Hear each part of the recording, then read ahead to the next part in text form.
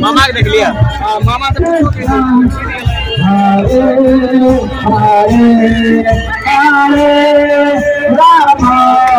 हरे राम राम राम हरे हरे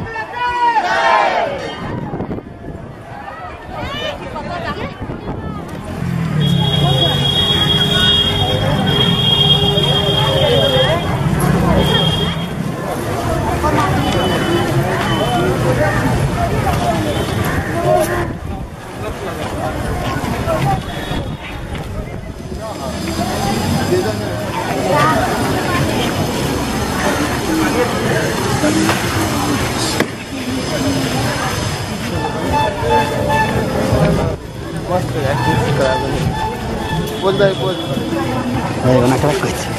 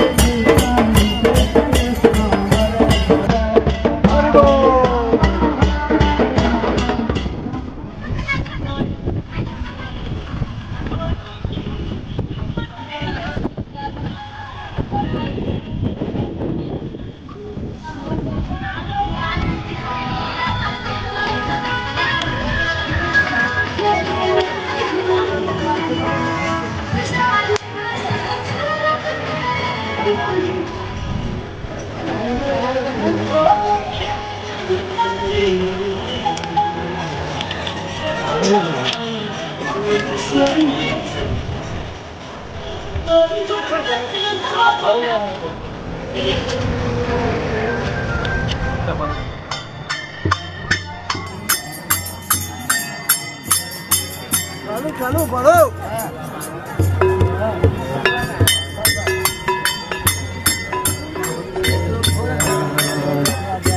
अब ये काम है होगा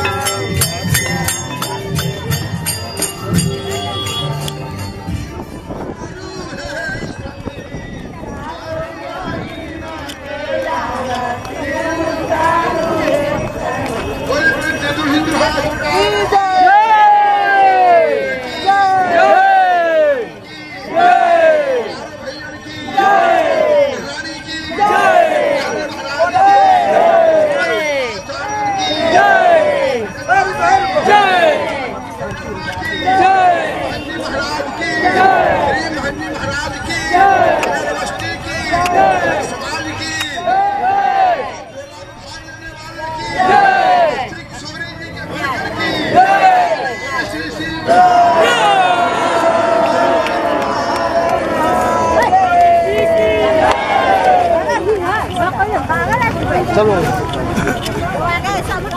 या यूपी कानपुर देहात से का रहने वाला हूँ। तो मुझे यहाँ की आस्था किशोरी जी की महिमा है। किशोरी जी की महिमा से मतलब जो अपने सच्चे मन से भाव से आता है आदमी जो करता है परिक्रमा तो उसकी मनोकामना पूरी होती है। और यहाँ के जो परिक्रमावासी भक्त लोग हैं तो वो अपनी मानता के लिए करते हैं कि हम इतना साधु का भोजन कराएंगे। तो उनकी जब मानता पूरी होती है तो वो साधुओं को भोजन कराते हैं, भोजन प्रसादी कराते हैं और इसके बाद प्रसाद भी देते हैं। तो ये कोई पैदल नंगे पैरों लगाता है, कोई ऐसे लगाता है, तो ये अपनी आस्था की बात है। तो ये पुराना चला आ रहा है, मतलब ये सिद्ध है। मतलब किशोरी जी और मिथिला और अवध में कोई अंतर नहीं है, कोई अंतर नहीं है कि जब राम जी यहाँ आते हैं तो उनको मतलब तो ये वहाँ ससुराल हुई है। तो ये जिस तरीके से मतलब हम आप जैसे ससुराल जाते हैं तो मतलब वो करते हैं एक मजाक मतलब नहीं करते हैं।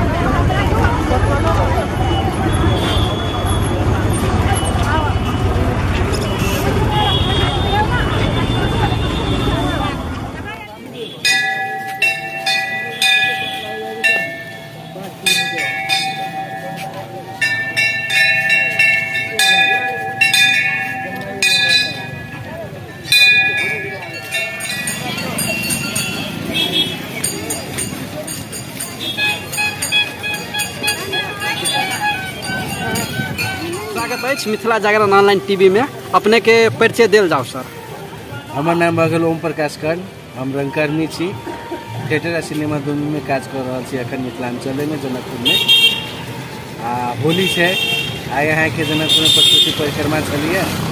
आ जनकपुर के ट्रेन से यहाँ के जहिया पंचकोशी परिक्रमा हो परात भी नहीं।